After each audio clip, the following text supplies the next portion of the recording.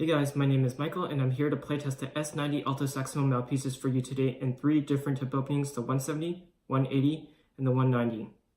My main horn, the Series 3, is being overhauled in the shop right now, so I'm borrowing a friend's Yamaha 62 for this video.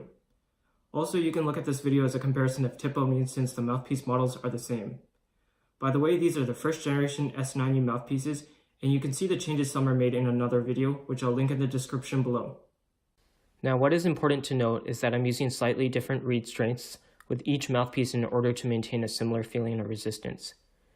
And what you may notice is that the bigger tip openings do have a larger sound, and that they're also more colorful, but in general, they're harder to control in terms of maintaining a consistent sound and controlling or moving the pitch.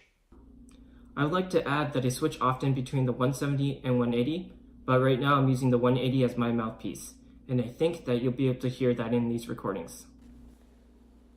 Also, my S90 170 has been refaced by Keith Bradbury of Mojo Mouthpieces, so I'm certain that the tip opening measurements are accurate. This S90 180 feels in line with the other S90 180s I've tried. However, I feel that the S90 190 I have here is a larger tip opening than what is marked. Unfortunately, I do not have the tools to check. Lastly, the S90 190 was bought on eBay, while with the others I tried several mouthpieces and picked my favorite one. Now let's move on to the recordings.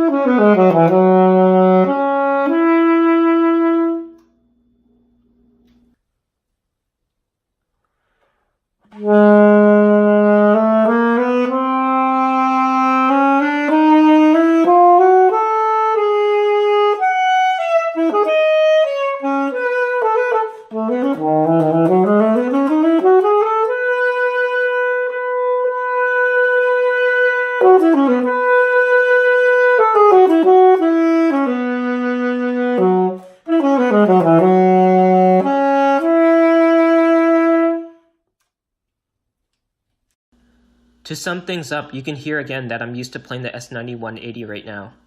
It sounds noticeably better than the other two. The 180 is a very balanced mouthpiece with a warm sound and good control. I had a little bit of trouble finding a suitable reed for the S90 170, but even then the 170 was much easier to play than the others and required the least amount of recording by far. The pitch was easy to adjust, the response was fast, and this mouthpiece has a lot of power considering its small tip opening. On the other hand, the S90 190 was quite challenging to play in terms of controlling the sound and pitch. I'm also not sure that this particular 190 is the best example of this mouthpiece, but I can definitely see why many players use this mouthpiece. It is quite flexible and has a mellow sound. Alright, that's the end of this video. Let me know what you think about these mouthpieces and tip openings in the comment section down below. Thanks for watching.